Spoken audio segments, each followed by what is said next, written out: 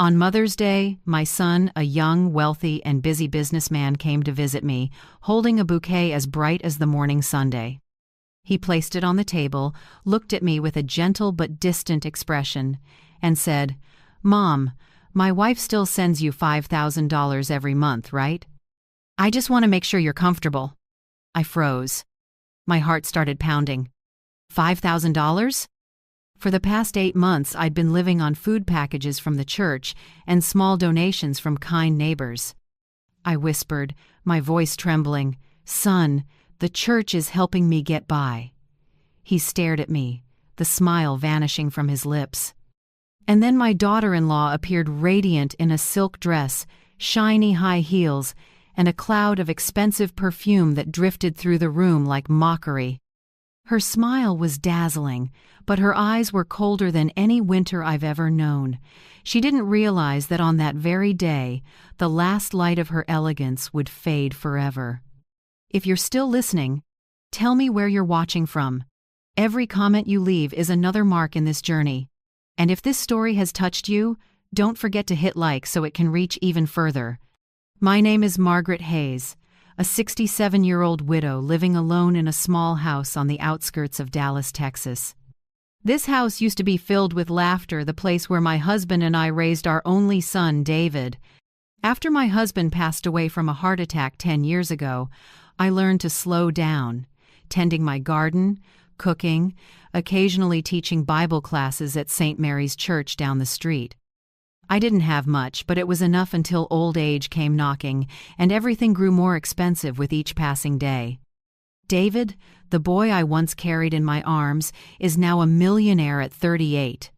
He owns a chain of tech companies, drives a brand new Tesla, and lives in a mansion in Park Cities where the annual property tax alone equals what I've earned in my entire life. I was proud of him, of course. I raised him with these hands, believing he would grow into a good, kind, and grateful man. So when he walked into my house that afternoon, sunlight spilling across his tired but handsome face, my heart warmed until he spoke. "Mom, my wife still sends you $5,000 every month, right?" It felt like someone had sucked the air out of the room. My heart pounded against my ribs, and my fingers clenched the corner of my old apron. I tried to smile, but my lips were dry as dust. $5,000? I repeated, my voice catching. "Son, the church is helping me survive." David's eyes widened, his smile dissolving. He glanced toward the woman who had just entered, Clara, his wife, in a pearl-colored silk dress and shimmering silver heels. The scent of Chanel, no. 5 filled my small living room, overpowering the smell of the apple pie I had just baked to welcome my son. Clara smiled lightly, a smile that could melt a room if it weren't so cold. "Oh, Mother, you must have forgotten," she said sweetly, her voice like honey over ice. "I stop by every month to bring the money, remember?" I looked at her calmly. "If you did bring it, then it must have gotten lost somewhere," I said, barely above a whisper. The room fell silent. I could hear the ticking of the wall clock, the hum of cars outside, and the pounding of my own heart. David looked between us, between the gray-haired mother in her apron and the glamorous wife in her designer dress. His brow furrowed. "Clara, you have been bringing the money, right? I transfer it to you every month." Clara tilted her head, her smile unwavering. "Of course, David. I come here every month." "Maybe Mother just forgot. You know, old age. The memory isn't what it used to be." The words were soft as feathers, but they landed on my heart like stone. Old age. I'd heard that phrase too many times since my husband died from people who thought an old widow was nothing but a fading memory. But I knew my memory. I remembered every bill, every prayer, every face at church. And I knew, without a shadow of doubt, that Clara had never given me a single penny. I nodded slightly, choosing silence. Some battles aren't meant to be fought right away, they're meant to be observed. David stood, walked over, and placed a hand on my shoulder. "Mom, it's probably just a misunderstanding. I'll check the accounts." I just want you to live comfortably, without worry. I smiled faintly, but something inside me had awakened a quiet storm of suspicion and resolve. I said nothing more, just cleared the table and placed a glass of orange juice in front of him. As David sat down, Clara moved gracefully to his side, resting a possessive hand on his shoulder. Her gaze swept over me, cool, dismissive, the look of someone who believes money can buy integrity. The air in the room turned cold. Even though the sun outside was blazing, a chill ran down my spine. Clara glanced around the room, her eyes brushing over the old photo frames on the wall. David as a little boy, golden hair, bright eyes, a carefree smile. She exhaled softly. "You've done such a great job keeping the house clean, Mother, even at your age." I smiled faintly. "Old, yes, but not so old that I forget who comes through my door, Clara." David looked at me uneasy. "Mom, come on, it's Mother's Day. Don't get upset. I just want you to be happy." "My son," I said, my eyes still on Clara, "so do I. But happiness doesn't come from what people say they've done for you, it comes from what they've actually done." David froze, and Clara's smile tightened before disappearing altogether. After they left, I sat alone in the living room. Sunlight streamed through the curtains, spreading across the old wooden table. $5,000 a month, 8 months. $40,000. That money could have fixed the leaking roof, replaced my broken fridge, helped me live out my final years in comfort. Instead, I'd been counting canned soup from the church pantry and thanking God for every loaf of donated bread. I pressed a hand to my chest, not out of anger, but from the ache that rose inside me. A silent, bone-deep ache. That night, I opened my old notebook, the one where I used to jot down grocery lists and prayers. But this time, I wrote something different. Find the truth. And beneath it, don't trust fake tears. I closed the notebook and took a deep breath. I wasn't weak. I'd survived loss, loneliness, and struggle, and I would survive this too. David might have been fooled, but I hadn't. And if Clara thought I'd sit quietly while she played perfect, she had chosen the wrong woman to underestimate. I spent the rest of that afternoon in my small kitchen, sunlight cutting through the curtains into long golden lines across the floor. The jasmine tea on the table had gone cold, but I stayed seated, staring at my old phone, asking myself, could I be wrong? Maybe the bank made a mistake? Maybe Clara sent the money by mail? Or maybe, in a rare moment of confusion, I had simply forgotten? No. I knew every detail, every small gift I had ever received. There had been no letter, no envelope, no money from David. That evening, I pulled out my old accounting ledger, the one I kept from my years as treasurer at the church's women's committee. I flipped through the pages, each line precise: $12 for blood pressure medicine, $24 for utilities, $10 for community dinners at St. Mary's, every expense recorded neatly. No mention of transfer from David Hayes. Nothing. The next morning, I went to First Texas Community Bank, where I still kept a small savings account. I sat across from a young teller named Molly and handed her my passbook. "Please check if there have been any transfers from David Hayes. He says he's been sending me $5,000 each month for the past 8 months. Molly looked surprised, typed a few lines, then shook her head gently. "I'm sorry, Mrs. Hayes. There's nothing. The only activity was a $1.35 interest payment back in February." I nodded, thanked her, and stood up. Outside, the Texas morning wind swept through my gray hair.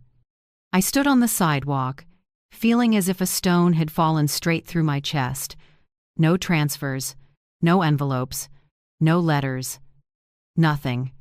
For 8 months, I had clipped coupons from the local paper, bought canned soup instead of fresh vegetables, and quietly thanked God every time the church delivered food. I was used to eating alone, counting change before heading to the store, but never, not once, had I imagined that behind my son's silence was a lie. I went home, set my purse down, and sat motionless. The ticking of the wall clock filled the house, the wedding gift my husband had given me 40 years ago. Each slow-moving minute hand seemed to whisper, "The truth is coming." That afternoon I went to St. Mary's Church as usual. Reverend Cole, who'd known me for over 20 years, saw me sitting quietly in the last pew after the service. He walked over, his voice kind. "Mrs. Hayes, are you all right? You look tired today." I smiled faintly, hiding my trembling hands. "I'm just trying to understand why my son's letters never arrived." Reverend Cole placed a hand on my shoulder. "The Lord has a way of bringing truth to light. Don't lose faith." I nodded, but inside, faith wasn't enough anymore. I needed action. That night, I opened a brown leather notebook, David's gift for my 60th birthday. On the first page, instead of a prayer, I wrote, "If they're lying, I'll make them tell the truth through the law." I pressed the pen hard into the paper. Under the lamp, the words glowed like a vow. From that day forward, I began documenting everything. Every time Clara visited, I noted the date, time, and her exact words. Thursday, June 14th, Clara stopped by with a cake. Said, "The money's been sent, maybe the bank's delayed." No envelope. No proof. Saturday, July 12th. Called. Said she couldn't come because of a charity meeting. I heard restaurant music in the background. Line by line, I recorded it all. No anger, no hatred, just the precision of someone who had spent a lifetime balancing numbers, knowing they never lie. The weeks that followed, Clara kept visiting, always flawless. Designer dresses, expensive handbags, sparkling heels. Each time, she brought a small gift. Flowers, cookies, sometimes scented candles. But never an envelope. One afternoon in August, while I was watering the garden, her white Mercedes pulled into the driveway. Clara stepped out, radiant as ever, holding a bunch of lavender. "I brought you some flowers to help you relax," she said sweetly. "Stress isn't good for the memory." I set the watering can down and wiped my hands on my apron. "My memory's just fine, Clara. Fine enough to remember that the last time you brought me money was never." Her face twitched, but she quickly recovered with a bright smile. "Oh, Mother, you must be mistaken. I've been sending it. Your bank must be at fault."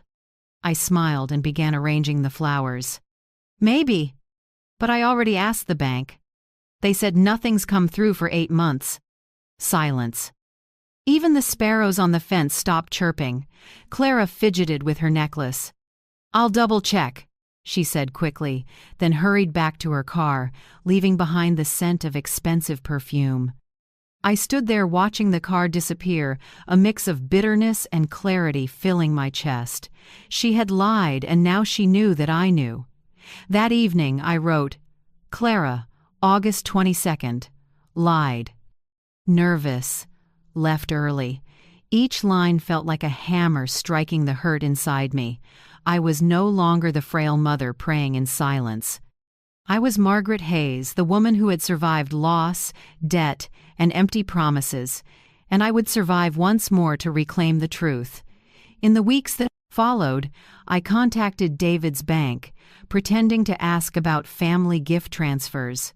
They couldn't share private information, but one kind employee hinted if funds were transferred, they'd have to land in an account under your name. If you never received them, someone might have used a different account in your name. The words sent a chill down my spine. Another account bearing my name, but not mine. I closed my notebook and exhaled deeply. I knew what I was up against. Clara was smart, charming, manipulative, even capable of bending her husband to her will. But I'd been an accountant for 3 companies. I'd managed thousands of dollars without losing a cent. If someone dared to forge my name, I would find them. That night, I reread every note I'd written. The lamplight glowed over my shaky yet steady handwriting. Between the lines, I could almost see my husband's face. He used to say, "Margaret, If someone underestimates you, don't shout. Let them hear the sound of the truth instead. I closed the notebook, feeling a strange calm. The next morning I went back to church, carrying a small envelope filled with copies of my notes.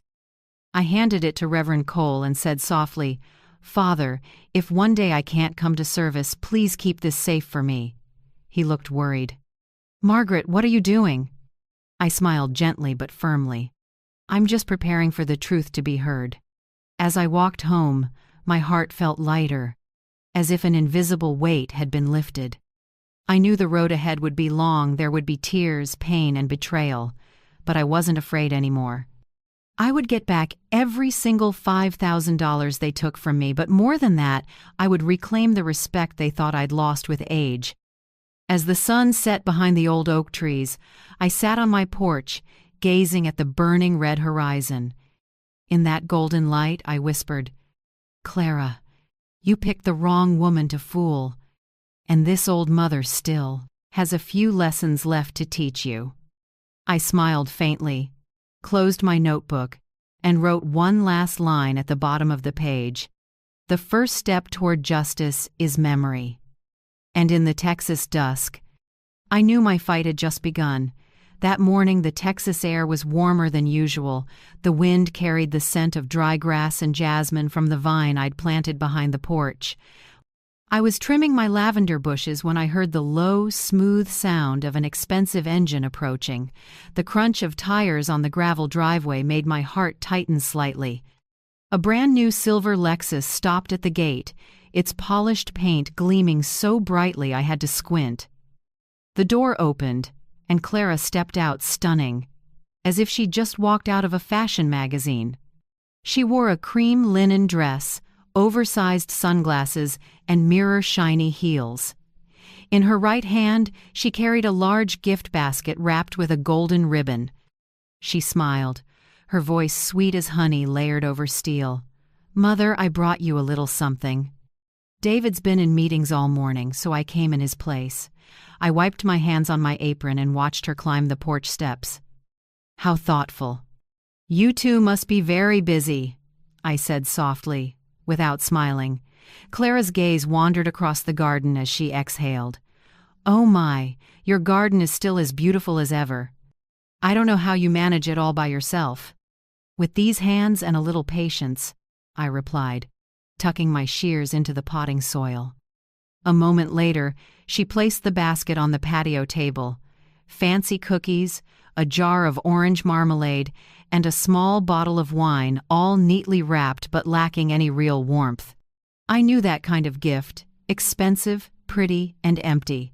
I sat down in the wooden chair, poured 2 glasses of iced tea, and looked her straight in the eye. "Clara, let me ask you something.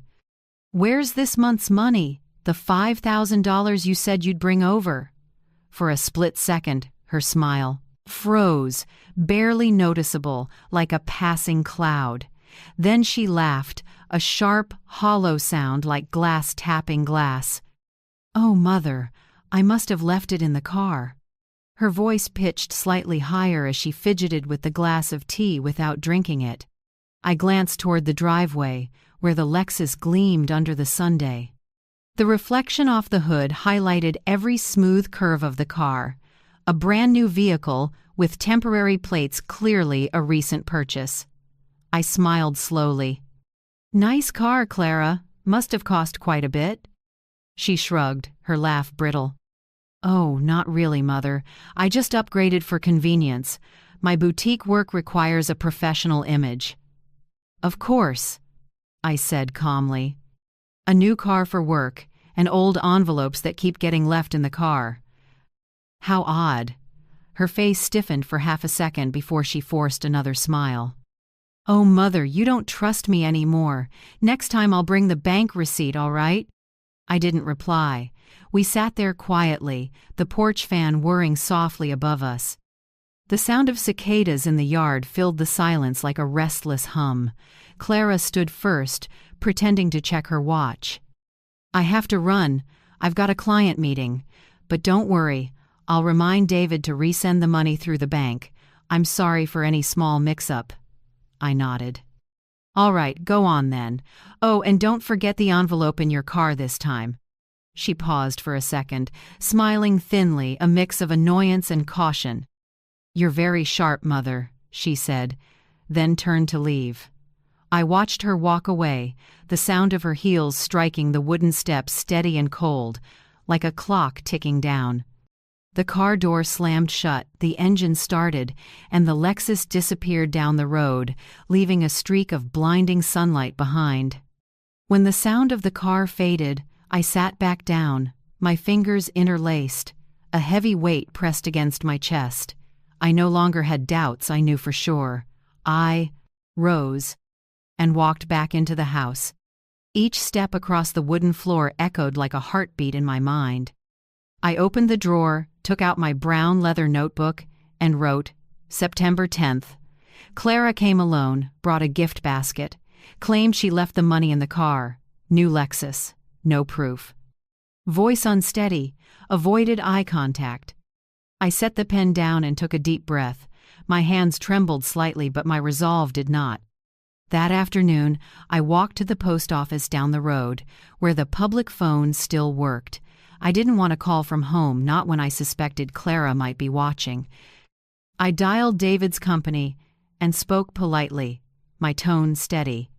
Hello, this is Margaret Hayes, David Hayes's mother. I'd like to speak with someone in accounting. It's a personal matter. After a short hold, a middle-aged woman answered. This is Sandra Miller, head accountant. Mrs. Hayes, how can I help you? I gripped the receiver tightly, keeping my voice calm. Thank you, Sandra. I just need to confirm something small. My son said his company has been deducting $5,000 each month from his personal account to send to me. I'd like to know if that's correct. There was a short pause. Then Sandra spoke, her tone hesitant. Mrs.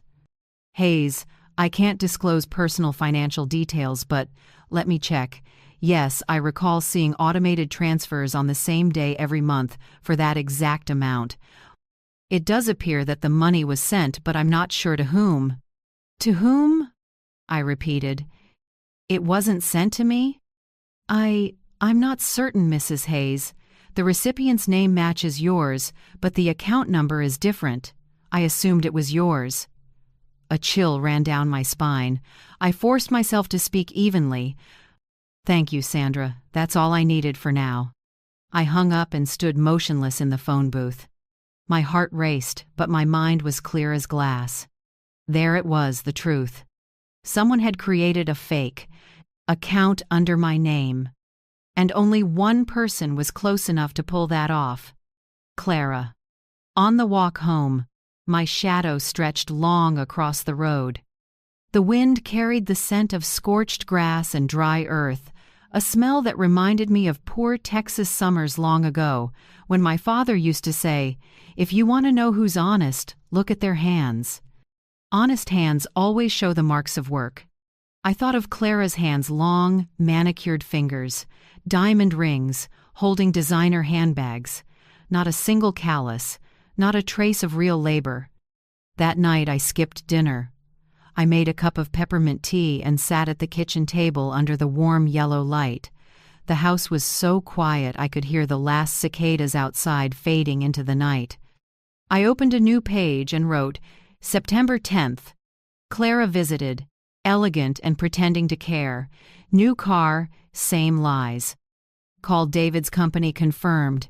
The money's still being transferred, but not to my account. Tomorrow the truth begins to surface. I put down the pen and closed the notebook. The small lamp reflected my shadow in the window pane. A silver-haired woman, small in stature but with eyes that still burned bright. I knew that starting tomorrow, I wouldn't just be a waiting mother anymore. I would be a seeker of justice. I turned off the light and stepped out onto the porch. The night breeze carried the scent of jasmine and damp wood. In the corner of the garden, moonlight fell on the old wooden bench where my husband and I used to sit and talk. I touched its worn armrest and whispered, Frank, if you were still here, you'd tell me to do what's right, wouldn't you?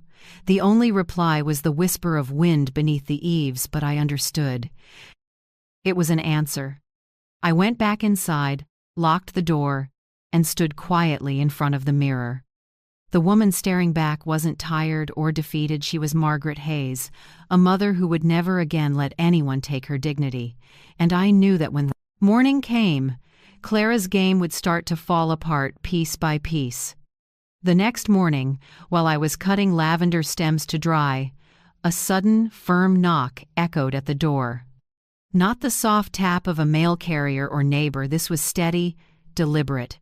I wiped my hands on my apron and went to open it. Standing on the porch was a tall, middle-aged man with graying hair, dressed neatly in a charcoal suit that looked a little travel-worn. He smiled politely and gave a small nod. "Mrs. Margaret Hayes? I'm Bennett, chief accountant at your son's company, Hayes and Partners." I narrowed my eyes slightly. "You're Bennett? I only know Sandra, the accountant I spoke to on the phone." He nodded. "Yes, Sandra is my assistant. She told me about your call yesterday, and I thought, perhaps you should know a few things." His voice was calm but serious, tinged with regret. I invited him inside and poured a glass of water. Morning light streamed through the window, catching the lines on his face, the look of a man who'd seen more than he wished to. He set his leather briefcase on the table and opened it. Inside was a thick folder, neatly clipped and organized. I saw sharp-printed text, rows of numbers, the familiar language of accounting, my world for 30 years before retirement. He slid the folder toward me and spoke slowly. "These are copies of 8 transfers, each for $5,000, $40,000 total.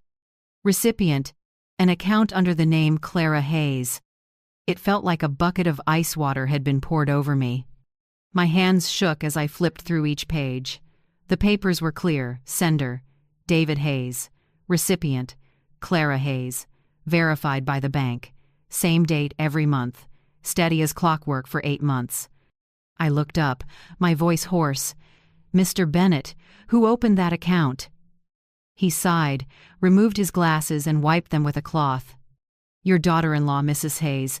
Every document for the sub-account bears her signature and a signed authorization from David." I froze. "Authorization? You mean David gave her permission to use my name?" He nodded. "Most likely he didn't read the forms carefully. She presented an ID copy of you, which I suspect was forged, very sophisticated. The system automatically registered it as your account, even though the recipient was her." I pressed a hand to my forehead, the room spinning slightly. It wasn't just betrayal, it was humiliation. For 8 months, Clara had used my name, a mother's name, to siphon money from my own son. I asked quietly, "And David? He doesn't know?" Bennett hesitated before answering. "Honestly, I don't think so. David's a hard-working man, but he trusts people too easily. He lets Clara handle most of the paperwork. And..." He paused and looked up at me. "She's also been using the company credit card for personal expenses." I stared at him. "The company card?" "Yes. The corporate credit card of Hayes and Partners.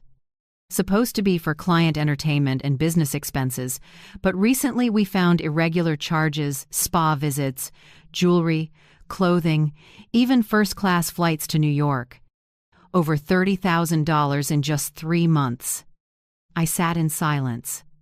The words spa, jewelry, flights echoed in my head like a hammer striking metal. I turned to look out the window. The morning sun glowed over the wooden bench where Clara and I once sat drinking tea while she chatted about her work. I remembered her voice that day. "Mother, David's so busy. I handle everything for him." Now I knew. Everything meant every dollar. I turned back to Bennett, my voice raspy but firm. "Mr. Bennett, if I want to expose this, will you help me?" He met my gaze, his gray-blue eyes steady. "Mrs. Hayes, I believe in justice, but I also believe in evidence. We need to prepare carefully.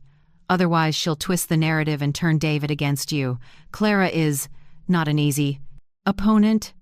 I nodded. "I know. I've seen her do it before, smiling while she lies. Bennett gave a faint, grim smile. "I'll help, but give me time to gather everything. I need to pull all transaction histories, related documents, and secure written confirmation from the bank that the account isn't yours. It'll take a few days, but I promise we'll have the truth." I looked at him, and in his eyes, I saw something I hadn't seen in anyone for a long time: integrity. "Thank you, Mr. Bennett," I said softly. "You have no idea how much this means to me." He closed the folder and stood. "I'm just doing what's right, Mrs. Hayes. And, I'm sorry to say this, but cases like yours happen more often than you'd think. Many people are betrayed by those closest to them." I nodded, my eyes landing on a framed family photo on the wall. David, at 10 years old, grinning beside his father.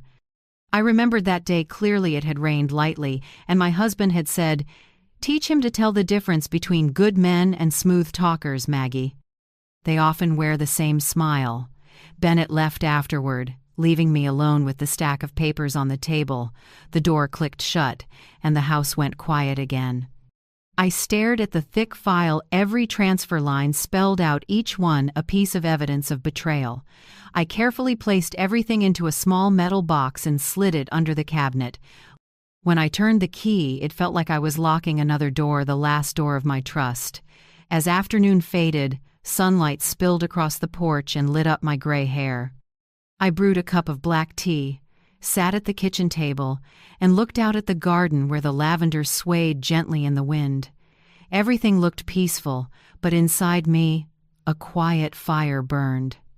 I took out my notebook, opened to a fresh page, and wrote slowly but firmly, September 11th. Mr. Bennett came. Brought records of 8 transfers, $5,000 each, month, to an account under the name Clara Hayes. Clara is also using the company card for personal spending. David was deceived, not just my money, but his too. I have an ally. The fight begins. I set the pen down and looked toward the window. Outside, the sky burned red, like a streak of fire slashing across the clouds. In a low, steady voice, I said, "Clara, you forgot I worked as an accountant for 40 years. I can read lies in numbers, and this time, the numbers will speak for me." I closed the notebook, feeling lighter. For the first time in months, I didn't feel alone. There was someone, a witness, willing to stand with me. That night, I slept better than usual. The crickets in the yard sounded like a steady count of hope. In my dream, I saw Bennett standing in a white light, holding up the file, while Clara backed away, her face shaken as each secret peeled back. And when I woke, I knew I was no longer a victim. I was the one setting the truth in motion. 3 days later, with every fact in my head lined up as neatly as rows on a balance sheet, I decided to act. I called David. My son's voice was warm and familiar, but I heard a hint of exhaustion. "Mom, I'm sorry I've been swamped lately. Clara says she's been visiting you regularly, right?" I smiled and kept my tone light. "She has, son. Clara's very thoughtful. I'm thinking of inviting you both to dinner this Sunday. It's been a while since we've had a proper meal together." David agreed happily, never noticing the thin wire hidden in that invitation. I spent all Sunday morning preparing. Not because I wanted a perfect dinner, but because I wanted it to feel completely ordinary. Honey-roasted chicken, mashed potatoes, apple walnut salad, and apple pie, David's childhood favorites. I polished my late husband's old silverware and set the dining table with soft candlelight. Everything was arranged carefully, warm, sincere, and just enough to make a liar let down her guard. When the clock struck 6, I heard a familiar engine at the gate. A gleaming silver Lexus slid into the driveway. Clara stepped out first, flawless as always, soft waves in her hair, a jade silk dress, and a faint trail of Dior. David followed with a bouquet of white lilies. "Mom, you look great." David grinned, placing the flowers on the table. "Son, I'm better than ever, thanks to God's grace and the two of you." Clara smiled, her lips curled in that usual smug way. I recognized that look, the look of someone convinced she holds every string. I poured wine and tea, chatted about the weather, the lavender, and the new neighbors down the street. Everything flowed as if no shadow of doubt had ever passed through this house. I let the room warm up, let her relax. When the main course was served, I looked up and smiled.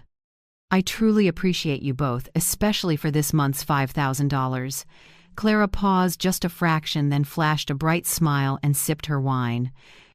Oh, Mother, please don't be so formal. I'm just doing what I should. I nodded, pretending to be shy. I'm thrilled. I just bought a new heater. Texas gets chilly early, and thanks to that money, I feel much more at ease. Clara's smile widened, smug and satisfied. She tilted her head toward David as if to say, "See? Everything's fine." I watched her slowly, then asked in an offhand way, like it was nothing at all, "Oh, Clara, I'm just curious. What day do you usually send it?" She didn't brace herself, she answered instantly, like a reflex. "The 10th every month, Mother." I nodded lightly. But before I could say more, David spoke, a bit puzzled. "Wait. Not the 10th, honey. I set the auto transfer for the 15th. The room went silent.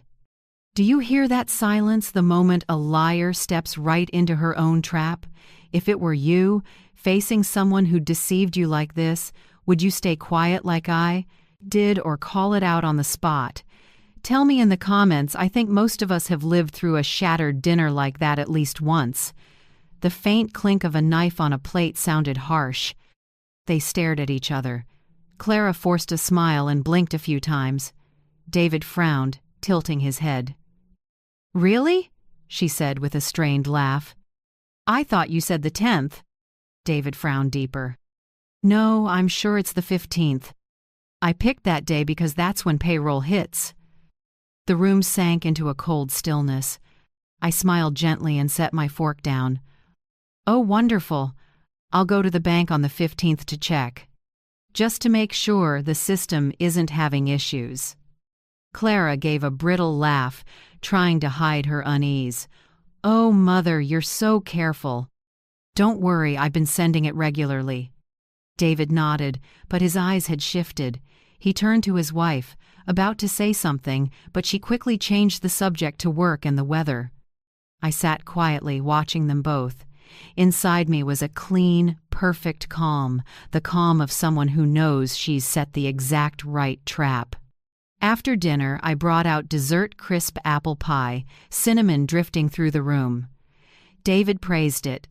Clara barely ate, glancing at her watch as if eager to leave. I knew she was struggling to breathe in a room she thought she controlled. At the door, I said softly, "Thank you both for coming. I haven't laughed this much in a long time. Remember, I'll check the account on the 15th just to be sure the bank system isn't acting up." Clara forced a smile. "Yes, Mother. I'm sure there won't be any problem." David kissed my cheek, his eyes gentle as always. But I saw something else there, a thin new line of doubt. When the Lexus pulled away, I stood in the doorway, watching the taillights fade. The night wind moved through the yard, rattling the wooden door. I went back inside and closed it softly. What I felt wasn't triumph, it was release. I went straight to the small office off the kitchen and turned on the computer. The glow from the screen caught my husband's photo. His kind smile felt like a quiet push forward. I opened my email and wrote to the only two people I trusted now: Bennett, the honest accountant, and Amelia Rowe, my old college friend, who now specializes in financial fraud. I typed slowly, heartbeat steady, eyes clear. Subject: It's time to begin. Bennett. Amelia. Everything's ready. I just confirmed Clara lied about the transfer date. They think I believe them, but they contradicted each other right to my face. I want us to move forward with the plan. Please start checking all transactions and prepare the comparison file. By the 15th, I want every piece of evidence lined up. It's time for her to self-destruct. Margaret. I reread the last line and smiled faintly. There was something about self-destruct that made me feel lighter, not from vengeance, but because justice would come from the liar's own hands. I hit send and leaned back. Outside, the night breeze stirred the curtains with the scent of jasmine and damp soil. I closed my eyes and listened to the clock ticking, counting down to the 15th, the day the truth would begin to crack through. 2 days later, Bennett replied. The email was short, just like him. I obtained confirmation from the bank. The account under your name was opened by Clara with forged documents. They'll release data once we have a subpoena. Amelia will handle that. Everything is moving in the right direction, B. I read it, feeling my chest tighten and then loosen like hearing an old iron gate swing open. I'm not cruel. I just want the truth spoken so my son can wake up. I want David to understand that trust is not a blank check for someone to drain until nothing is left. That night, I opened my notebook and added one more line as a small ritual. September 13th, dinner. Went perfectly. Clara exposed herself. David began to doubt. 15th bank check. Justice is coming, soft as a breeze. I closed the notebook and blew out the candle. In the dark, moonlight filtered through the window onto my face. I looked in the mirror and saw a silver-haired woman, slight but bright-eyed. And I whispered slowly, to myself, or maybe to my husband, long gone. Frank, do you see? She thinks she's clever, but her own mouth tightened the noose. All I have to do is stay quiet and wait for the 15th. I smiled a small smile, warm enough to fill the room. The trap was set, and the prey was walking in. The next morning, the Texas sky was startlingly clear. I sat by the window with a cup of hot jasmine tea, strangely calm. Today was the day Bennett had promised to send everything. In just a few hours, every lie would have a shape black ink on white paper. Around 8 o'clock, the phone rang. It was Bennett. Mrs. Hayes, his voice steady and low. It's all done. I just sent you the full statements with related invoices. Amelia has reviewed them, she says, with your signature. We can open a legal case. I thanked him softly, trying to keep my voice from shaking. I never imagined that at my age I'd need an accountant and a lawyer just to protect the money my son intended for me. 15 minutes later, the mail carrier knocked. A large, sealed manila envelope stamped, confidential, Hayes financial record. I set it on the table and stared at it for a long moment before opening it. Inside were dozens of clean printouts, 8 transfers, each for $5,000, $40,000 in total. Sender: David Hayes. Recipient: Clara Hayes. Bold, even lines on official bank paper. I read them twice and still felt disbelief, as if the numbers were laughing at my faith. At the bottom, Bennett's blue ink note, Mrs. Clara Hayes used this as a personal account. In addition to the 8 transfers, there are other charges. Via the secondary card, spa, shopping, travel, and a new car lease. Total spending over 8 months, $47,800. I sat still. Morning light slipped through the blinds and laid a pale gold over the pages, the color of truth. I turned to the next sheet. A spa receipt in Houston for $1,200. Cancun travel for 2 people, $3,600. A new Lexus purchase with a $15,000 down payment. Each receipt was a small knife. I remembered her walking into my house, perfumed and polished, holding gifts, smiling softly, saying, "Mother, I just want you to know I care for you like my own." Now I understood care meant draining every dollar under my name. I sat for a long time, breathed deeply, then reached for my brown leather notebook, the one I call my Justice Journal. Under the date, I wrote carefully, one clear word at a time, September 17th. Received Bennett's records, 8 transfers of $5,000, all into Clara's hands, spa, travel, new car. $47,800, the price of trust. My hand trembled, not from fear, but because I was about to reclaim the dignity that had been stolen.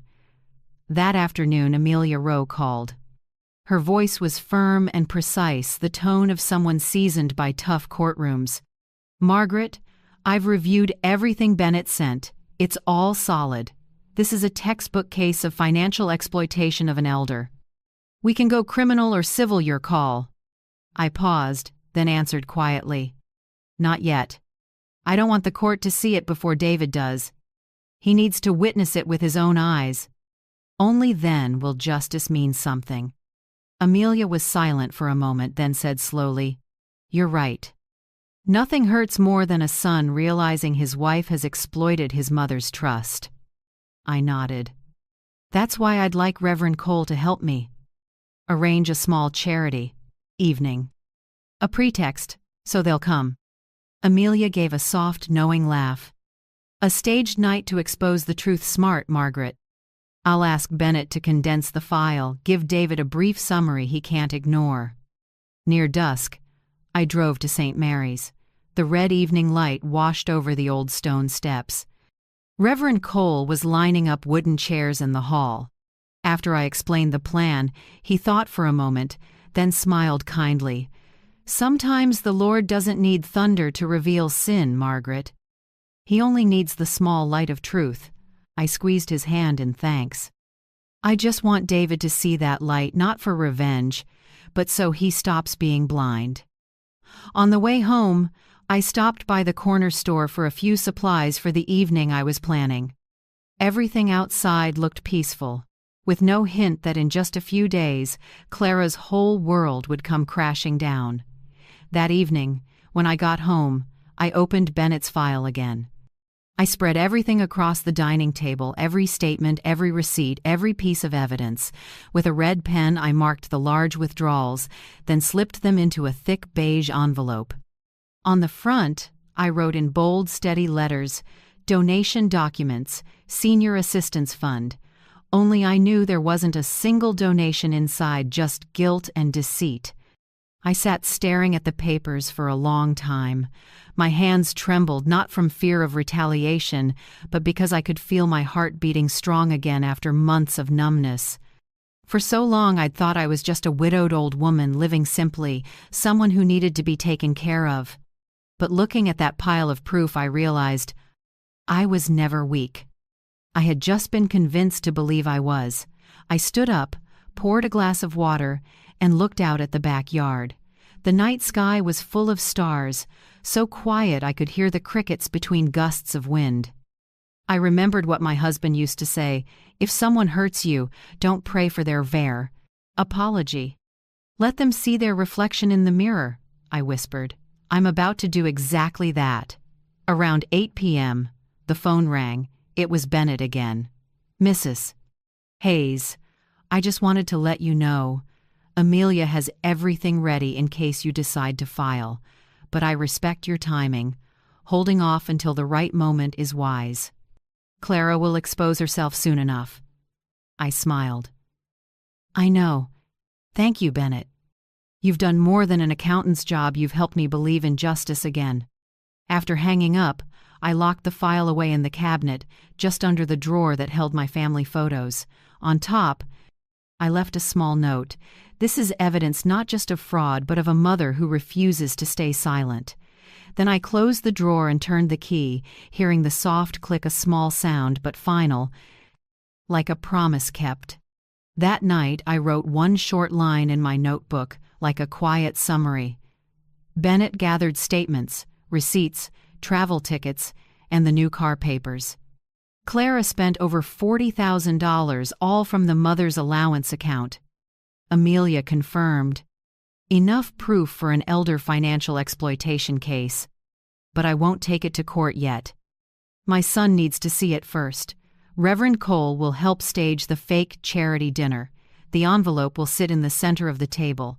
My hands tremble, not from fear, but because I'm about to reclaim my dignity. Tonight, I'll sleep in peace. I set the pen down and exhaled. The desk lamp cast a warm glow over an old family photo me with David when he was little, back when his smile was pure, untouched by ambition or that sweet-faced woman beside him now. I touched the frame gently and whispered, "You once told me, Mom, you're the person I trust most in the world. I'll make you remember that." I turned off the light and walked slowly to my bedroom. The night breeze slipped through the curtains, carrying the faint scent of lavender from the garden. I lay down, pulled the blanket over me, and felt light, as if the months of humiliation had finally lifted. For the first time in 8 long months, I slept peacefully. Not because Clara hadn't yet faced punishment, but because I knew the truth was on my side. I had never loved a Sunday evening more. The late Texas sunlight poured over the small garden, turning the lavender vines golden. In the kitchen, the pot of red wine beef stew simmered softly, filling the house with the aroma of herbs. It was David's favorite dish since childhood. I still remembered how, every birthday, he'd ask for it because Mom's stew tastes better than any restaurant. This time, I wasn't cooking out of love, but as part of a ritual. A final dinner for my son to finally see the truth I had hidden too long. On the table, I laid out a crisp white tablecloth, antique porcelain dishes, and 3 small wine glasses. In the center, the beige envelope rested neatly like an invisible guest waiting to be acknowledged. Around 7 p.m., I heard the car outside. Through the window, I saw David and Clara arriving. He wore a simple white shirt, while she, as always, appeared overdressed, a pale pink silk dress, new heels, and a string of pearls gleaming at her neck. "Mom!" David hugged me tightly. "I miss this smell, your stew. It smells like home." I smiled, resting a hand on his shoulder. "I made it for you, just like old times." Clara stood behind him, that polished, fake smile glued to her lips. "Oh, how cozy. You always make dinner feel so special, Mother." "Yes," I said softly. "Tonight will be very special." About 15 minutes later, Reverend Cole arrived, holding a large, white-wrapped envelope. "Sorry I'm late," he said. "Here are the donation papers you asked me to bring." I took it with a nod of thanks and gestured for him to join us. Clara tilted her head, her voice syrupy. "Oh, so this really is a charity dinner. Mother? I thought you were joking." I poured everyone wine, smiling gently. "Yes, a dinner to talk about trust, giving, and honesty." The words made Clara stiffen slightly, but she quickly smoothed her expression. David kept smiling, unaware of the tension rising beneath the table. Once everyone was seated, I opened the envelope Reverend had brought. The papers inside were neatly arranged, Bennett's precision in every line. I pulled out the stack and spread the first sheet on the table. "Son," I said slowly, "this is the list of all the donations for Mother over the past 8 months. I think you should take a look." David frowned. "Donations? Mom, I've been sending you the transfers every month." I slid the statement toward him. The bold print was unmistakable. Recipient: Clara Hayes. Amount: $5,000. Date: 15th of each month. David went silent. His eyes dropped to the page, widening from confusion to shock. Clara jumped in, voice sweet but pitched high. "Oh, that must be some mix-up, Mother. You've been getting the money, right?" "Banks make mistakes with recipient names all the time." I kept my voice calm. "Is that so? Then how about this spa bill in Houston, around $1,200, charged to the secondary card under your name? Was that the bank's mistake too?" Her face stiffened, but she forced a laugh. "Oh dear, maybe someone used my name by accident." Before she could finish, a deep male voice came from the doorway. "No, Mrs. Hayes, no one used your name by accident. I'm the one who prepared those records." Everyone turned. Bennett stood at the threshold, holding more printed pages. I had asked him to come, but hadn't told anyone else. Clara's face went pale. David looked at him, confused. "Who are you?" "I'm Bennett," he said firmly.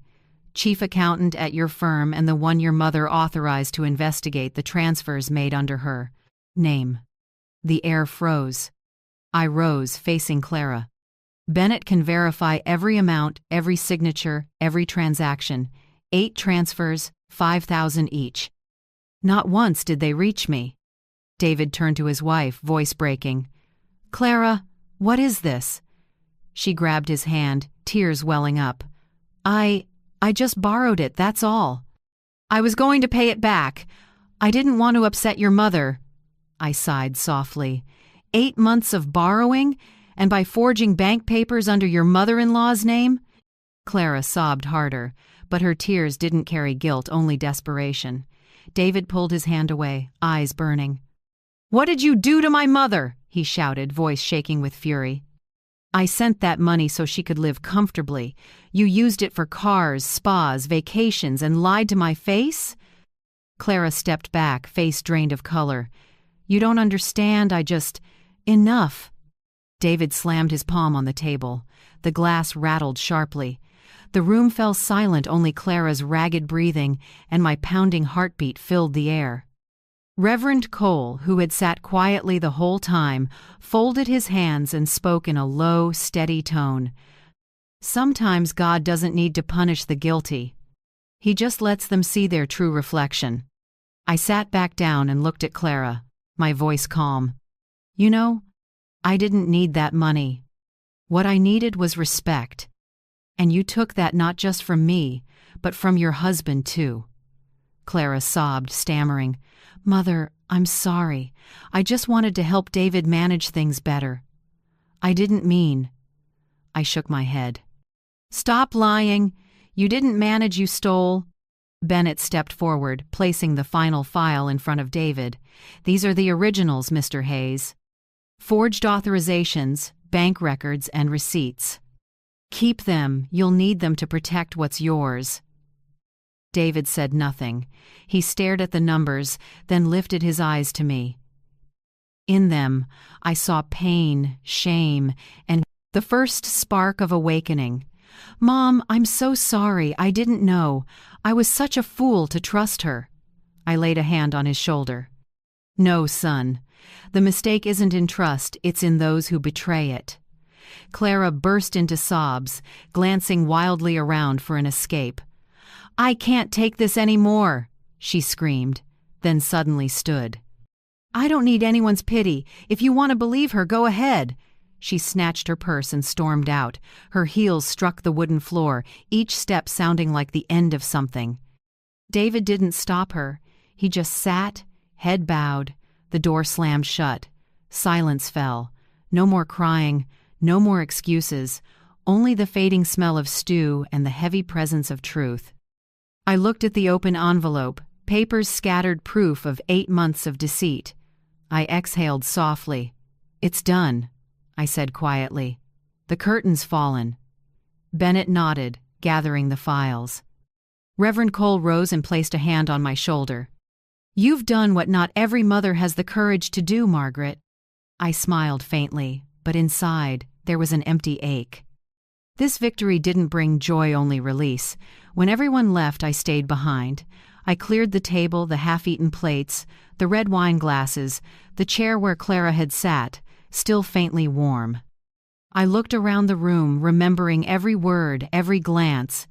8 months of deception, and in one evening it had shattered like glass. I gathered the fallen pages, stacked them neatly, and placed them back in the envelope. My hands trembled not from fear, but because I had finally reclaimed my dignity. Outside, the wind rose, lifting the curtains. I looked up at the sky, moonlight streaming through the window, shining on the envelope like a seal of truth. I knew every lie eventually comes to light. And tonight, it had right here in my own home. I picked up the envelope, noticing the blue stamp, Texas County Court. My chest tightened. I'd known this would come, but seeing it made my heart heavy. Inside was the official notice. Case No. 2-3CF98. 1. Margaret Hayes, plaintiff versus Clara Hayes, defendant. Elder financial exploitation and family fraud. Amelia had moved faster than I expected. She'd sent a short message. All evidence filed. Prepare for preliminary hearing next Monday. I set the letter on the table. Afternoon light filtered through the blinds, falling across Bennett's thick folder from the week before. I touched its smooth cover, cold to the touch, but holding 8 months of betrayal inside. Justice was close. But strangely, I felt no satisfaction. The morning of the hearing, the sky was gray. The wind sharp like something about to break. I arrived early with Amelia. She wore a brown coat, her face stern but full of resolve. "You holding up, Margaret?" she asked as we walked into the main hall. I pressed my lips together. "I am. I just wish it didn't have to come to this." The courthouse hallway was long, tiled in glossy white, smelling faintly of coffee, paper, and tension. It was unfamiliar, but somehow it made me feel safe. When we entered the courtroom, Clara was already there. She sat at the defendant's table in a black suit, hair neatly tied back, her face pale but her eyes pretending calm. Beside her sat a young lawyer, nervous, likely hired last minute. David sat behind them, alone and silent. He didn't look at me or at her. His eyes were sunken, tired, and hollow. When I sat down, Clara glanced over and gave a faint smile, a mix of defiance and despair. The judge struck the gavel. The court is now in session for the case of elder financial exploitation, Margaret Hayes versus Clara Hayes. Amelia stood first, opening her file. Her voice was clear and steady.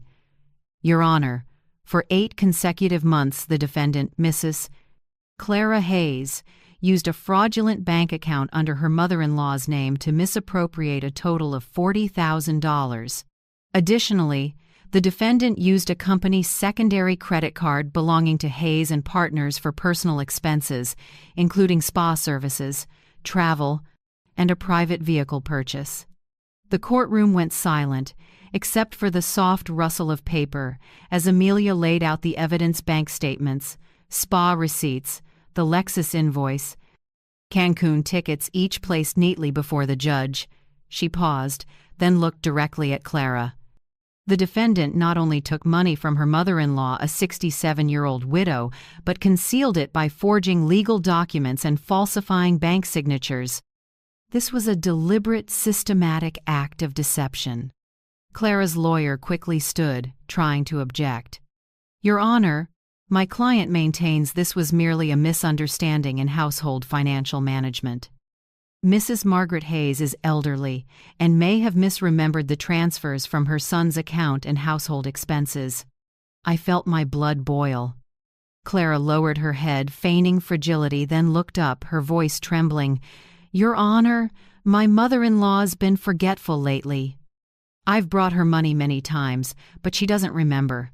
I never meant to hurt anyone. Maybe she just misunderstood." Those words cut through my chest like a knife. I wanted to jump up and scream, but Amelia placed a hand on my shoulder, signaling me to stay calm. Then she stepped forward, her voice sharp as steel.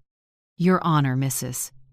Margaret Hayes' memory is sharp enough to document, in detail, every single day Clara visited and everything she said. And here is her journal to prove it." Amelia pulled out my brown leather notebook and held it up. "In this, Mrs. Hayes recorded 8 full months of visits, dates, times, and even the defendant's exact words. I left the envelope in the car. Every line and page perfectly matches the bank transaction data. If this is what you call memory loss, then it's the sharpest one I've ever seen." A murmur rippled through the courtroom. The judge peered over his glasses, slowly flipped through a few pages of the file, then frowned and turned toward Bennett, who had been invited as an expert witness. "Mr. Bennett," the judge said, "do you confirm the figures in this report?" Bennett stood, adjusted his tie, and replied firmly, "Your Honor, I am the chief accountant at Hayes and Partners. I confirm that all statements and reconciliations are authentic. Each transfer was made from Mr. David Hayes' personal account to an account opened under the name Margaret Hayes. However, that account was in fact opened and controlled by the defendant, Mrs. Clara Hayes. The judge nodded, his expression stern. I looked toward Clara. She lowered her head, nails digging into her palms, her face pale. Amelia continued, Your Honor, under the Texas Elder Protection Act, the defendant's conduct constitutes elder financial exploitation and marital financial fraud. We request that the court order the defendant to return the full amount, including interest and court fees, and prohibit her from managing or accessing any financial accounts belonging to Mr. Fecht. David Hayes for the next 5 years. No one spoke. The only sound was the steady ticking of the wall clock. The judge lifted his head, his voice firm and final. After reviewing all documents, testimonies, and evidence, the court rules. The defendant, Mrs. Clara Hayes, shall repay the full $40,000 to Mrs. Margaret Hayes. The defendant is hereby stripped of access to, and management rights over, her husband, Mr. David Hayes's financial accounts. The defendant must also complete a mandatory 6-month financial rehabilitation program. This court is adjourned. The gavel struck 3 times, dry and cold, like the sound of a steel door closing. Clara sank into her chair. I saw her trying to keep her composure, but tears began spilling down her cheeks. She turned to David, her voice trembling. You have to believe me. I didn't mean to. David said nothing. He just looked at her with empty eyes, then turned away.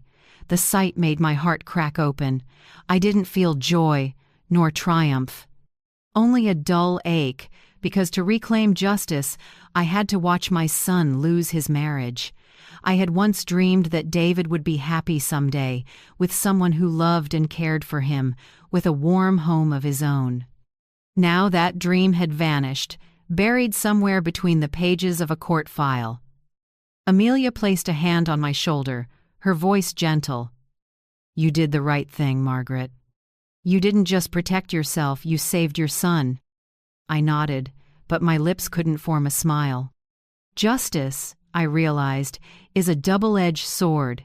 It cuts through the chains of deceit, but also severs the fragile threads of family. When I left the courthouse, the sky had already turned dark gray. Rain began to fall, heavy drops splashing onto the stone steps, breaking apart into hundreds of smaller ones. I stood under the awning, looking up. The rain was cold against my skin, yet somehow I felt lighter inside.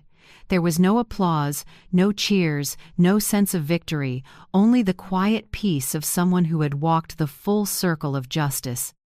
I whispered softly, as if speaking to the rain itself.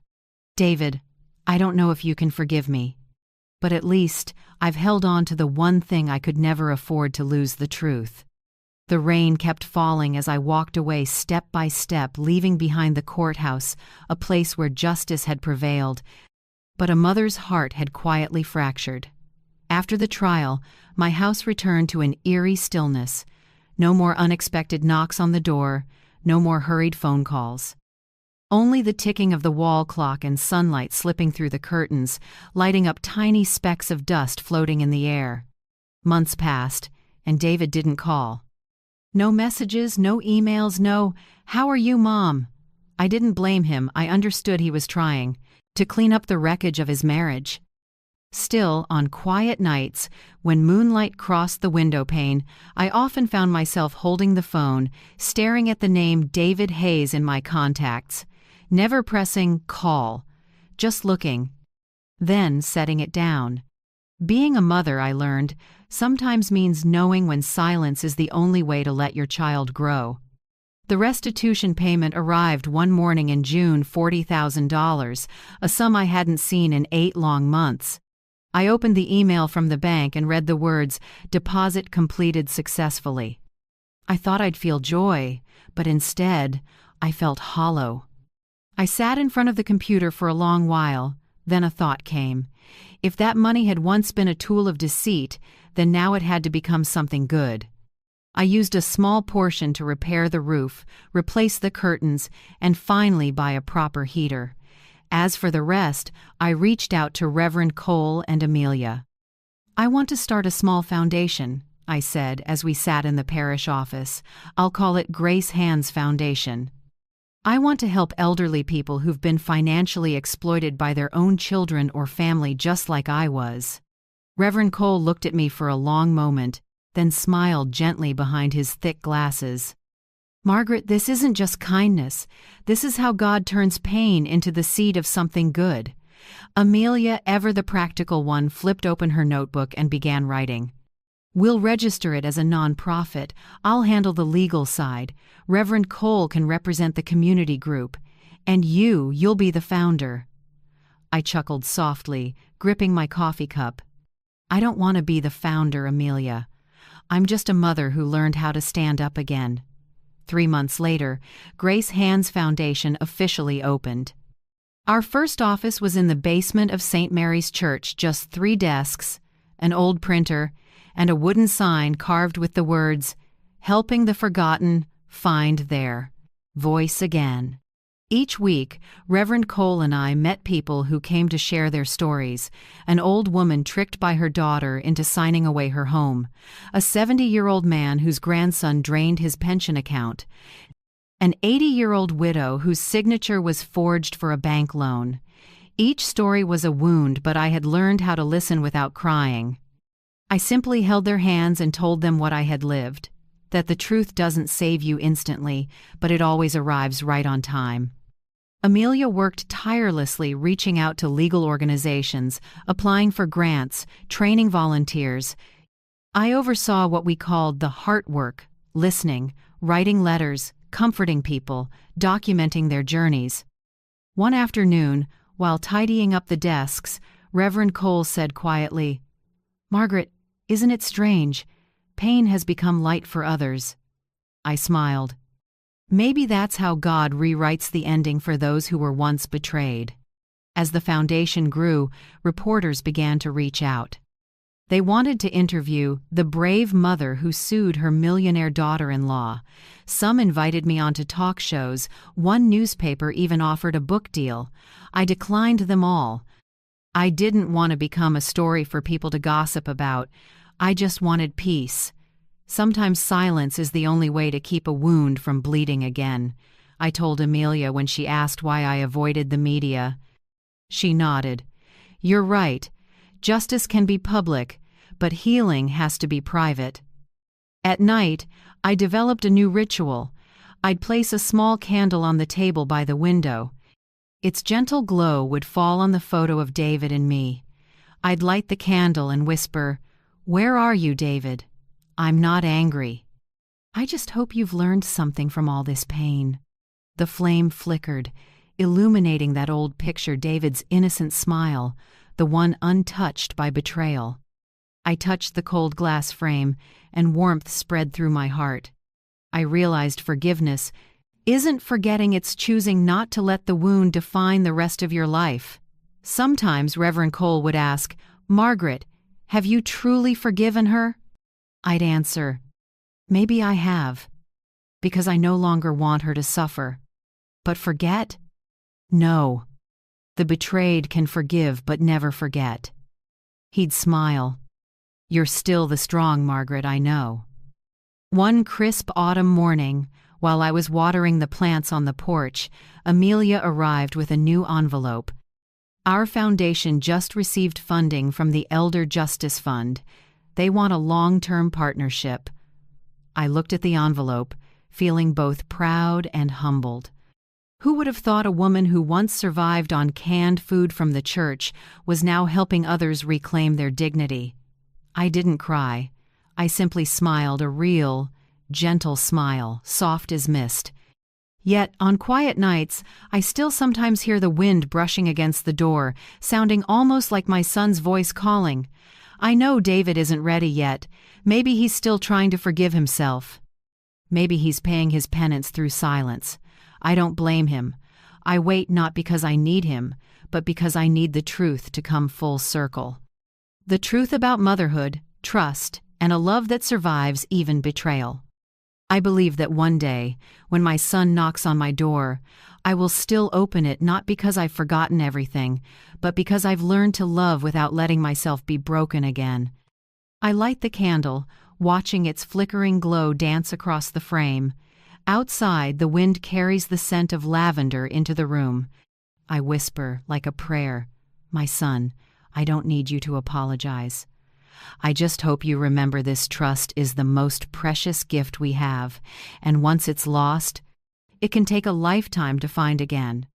The flame shrinks to a thin golden thread, but I stay there, watching until it fades completely. My heart strangely calm, because I know the storm has passed, and this stillness is mine. That night, rain poured steadily from dusk till midnight. Wind lashed against the windows, scattering the lavender pots I had brought in earlier that morning.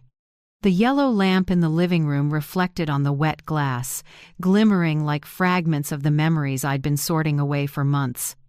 I was sitting by the window, reviewing the donation files for next week's Grace Hands Foundation meeting, when I heard a knock, soft but insistent, carrying the chill of the storm. I looked up. It was past 10 p.m. At my age, few people knock that late unless... I walked to the door, my hand trembling as I turned the latch. The door swung open, wind rushing in, rain splattering onto my coat, and there under the downpour stood David. He was drenched, hair plastered to his forehead, eyes red and weary. In that instant, time froze. The boy I once held in my arms, the one I taught to tie his shoelaces, now stood before me, trembling like a lost child. "Mom," his voice cracked. "Mom, I'm sorry. I've been so stupid."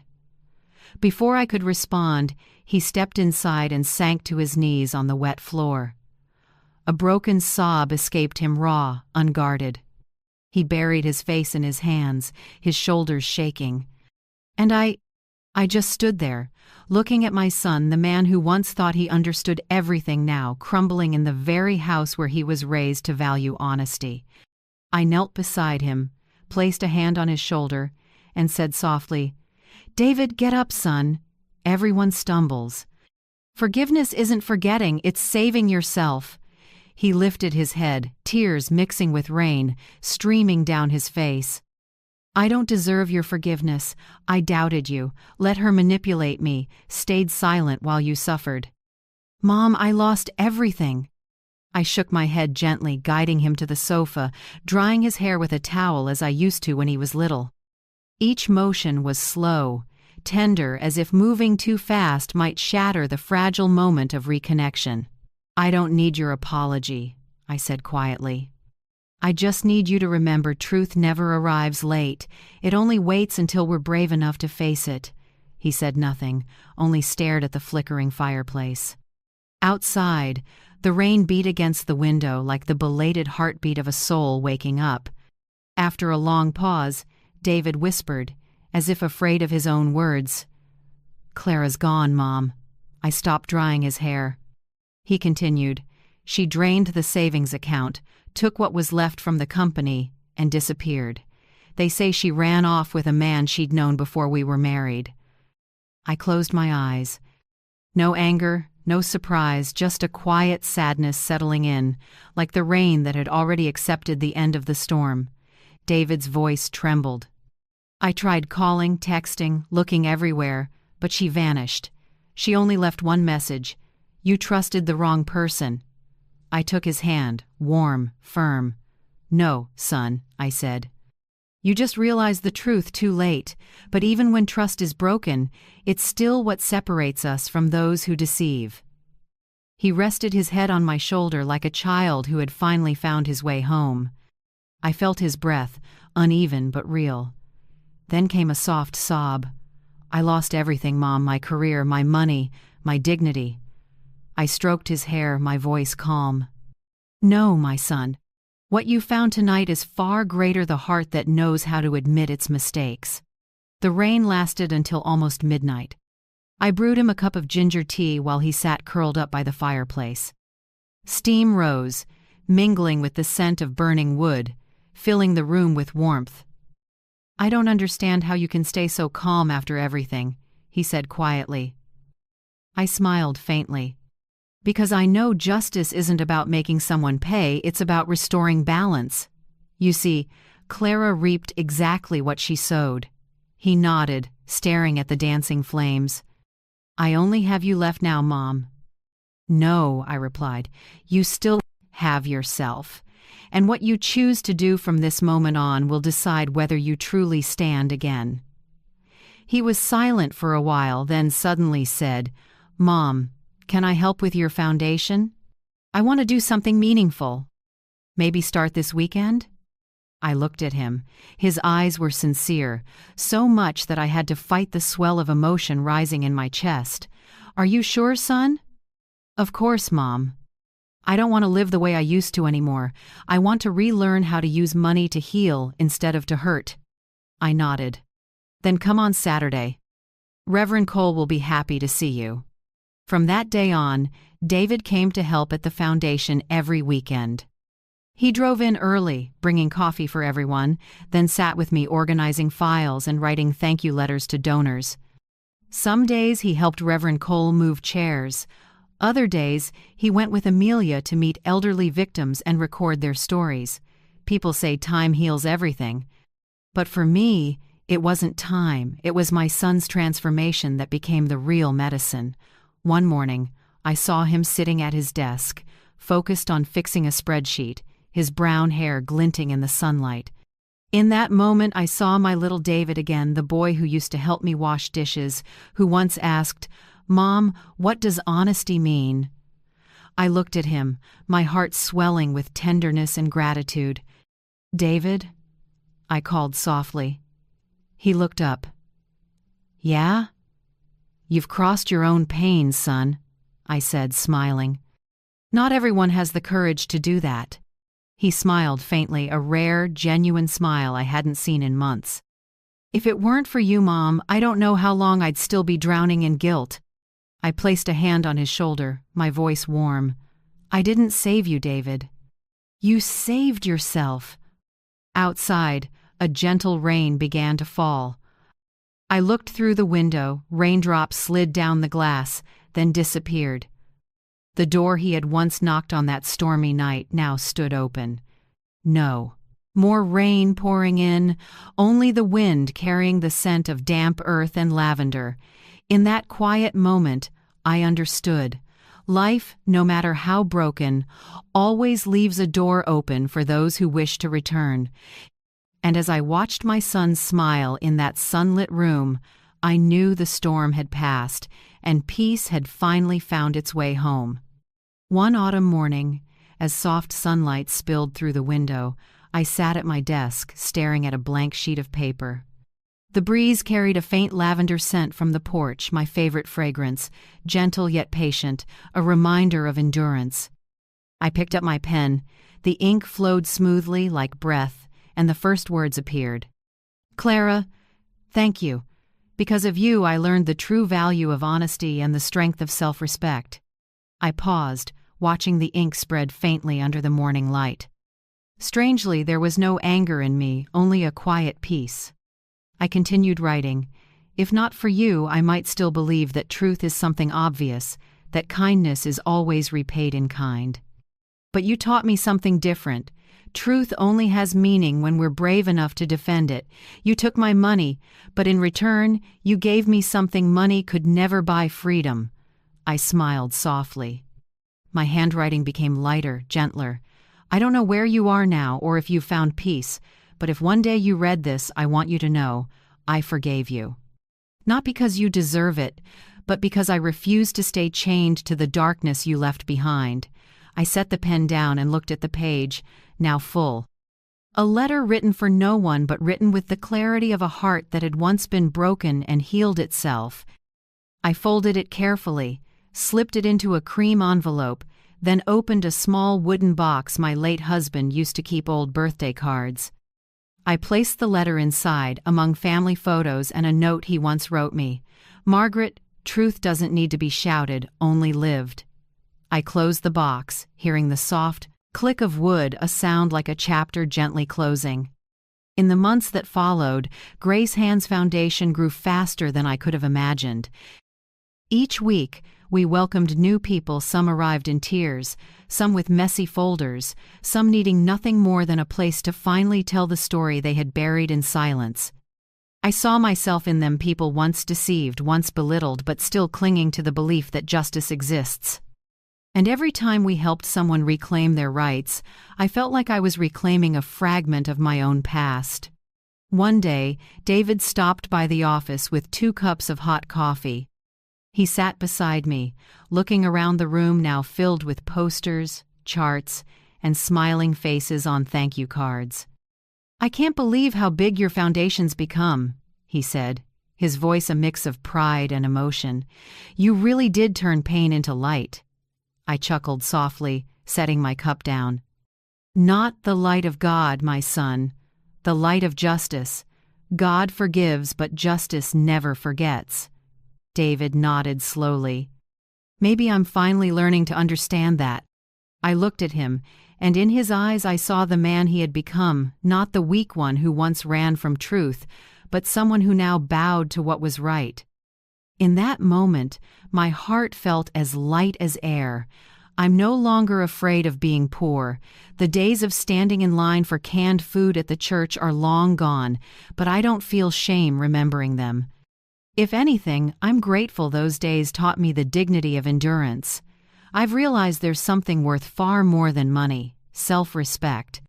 When a person holds on to self-respect, they can't truly be defeated even when they lose everything else. Now, every morning I still wake early, brew a pot of tea, and open the windows to let the light in.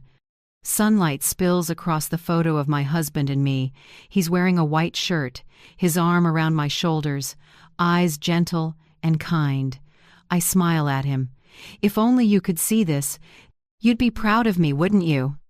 If he were still alive, I know he'd smile, not because of the money I recovered, but because I kept the strength he once loved in me, the strength to never let anyone else define my worth. That evening, after David left the office, I stayed behind, opened the old journal that had followed me through this journey, and wrote the final line: "The thief is gone, but the lesson remains." I paused, looking out the window. The sky was turning pale orange, raindrops tapping softly on the roof. I heard the distant church bells ringing slow, deep, like time breathing. I closed the journal, feeling as though I'd finished a prayer.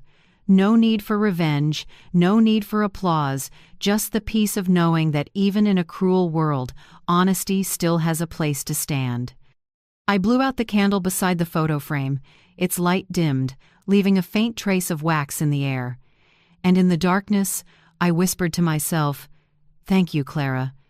Thank you for taking everything from me so I could finally learn that the most important thing in life isn't holding on. It's learning how to rise again." A year later, Texas bloomed into spring. Lavender flourished by the porch, and the morning sky turned the soft blue of silk. I was brewing tea when the phone rang, a call from Austin. A woman's cheerful voice came through. "Mrs. Margaret Hayes? Congratulations! You've been selected as Texas Woman of the Year. The council honors those who've contributed to social justice and senior rights. We'd love for you to speak at next week's ceremony." I froze for a moment, not from pride but disbelief. A year ago, I was a 67-year-old widow living off church aid. Now, they called me a symbol of peaceful justice. Life, it seems, always finds a way to turn when you keep believing in the truth. The ceremony was held in the grand hall of the city courthouse. I chose a light blue dress, simple, like the life I now lived. No glamour, no pretense. When I stepped onto the stage, applause filled the room. Among the crowd, I saw David in the second row, wearing a white shirt, his eyes glowing with pride I hadn't seen since he was a boy. The host smiled. Mrs. Margaret Hayes, the founder of Grace Hand's Foundation, a woman who turned personal pain into a force for justice, helping dozens of seniors reclaim their dignity. I walked to the wooden podium. my hands slightly trembling but my voice steady. "Thank you," I began. "But today I'm not telling my story. I'm telling the story of an unnamed mother who was deceived by her own daughter-in-law who lost both her money and her trust." The hall went silent. Faces young and old, men and women, all leaned in. I once thought that when someone betrays you, the best revenge is silence. But I learned something else. When someone steals your trust, reclaim it with truth. No shouting, no hatred, just truth. Because truth holds a power no punishment ever could. Applause erupted long and heartfelt. I paused, taking a deep breath. From the front row, I saw David wiping his eyes. The look on his face almost broke me, not out of pity, but because I knew he finally understood. When I spoke again, my voice softened, warm and low, like a message for everyone who'd ever been broken by betrayal. Justice isn't just what happens in court. It begins the moment you find the courage to say, "Enough," even when the one who's wronged you is someone you love. That's the bravest act any mother, any father, or any human being can do. After the ceremony, there were photos, handshakes, bouquets. I don't remember all the faces, but I remember the feeling, a deep peace. No bitterness, no resentment, just quiet fulfillment. As I stepped outside, light rain began to fall. Texas skies always knew how to remind me that even in the rain, there's light. I stood under the awning, watching the drops glimmer under the streetlights, my heart lighter than ever. David came up beside me, draping his jacket over my shoulders. "Mom," he said softly, "I've never seen you shine like this." I smiled, holding his hand. "It's not because of the award, son. It's because you're here like the old days. Only now, you truly understand what honesty means." He smiled back, eyes still misty. "I do, Mom, and I promise I'll live by it." I looked up at the sky. The rain still fell, but it no longer felt cold. Inside me, a small light rose, the light of faith, of freedom, of new beginnings. That night, back home, I sat at my desk and opened my worn journal. I wrote the final line: "A mother's greatest victory isn't winning in court, it's teaching her child the value of honesty." I closed the book, listening to the wind outside, the faint scent of rain still clinging to the roof. On the table, the small candle flickered, casting a soft glow over the family photo, my husband, me, and little David. 3 faces in one frame, 3 moments in time, bound by one truth. Love never dies, it just changes form. I smiled. My life was no longer loud, rich, or grand, but it was full in its own quiet, peaceful way. And if you're still here with me listening, maybe sitting in your own quiet room tonight, I want to say this. Thank you for staying with me until the very end of my story. If you've ever faced injustice or betrayal within your own family, share your story in the comments below. I truly want to hear it, because maybe your voice today could help someone else find hope tomorrow. And if you believe, as I always have, that the truth will always find its way home, please, subscribe, and stay for the next stories. I'll tell you about women, about mothers, about those who once fell but rose again through the light of justice and compassion. From Texas, with all my gratitude and love, I'm Margaret Hayes, a mother who found happiness in her own peaceful way.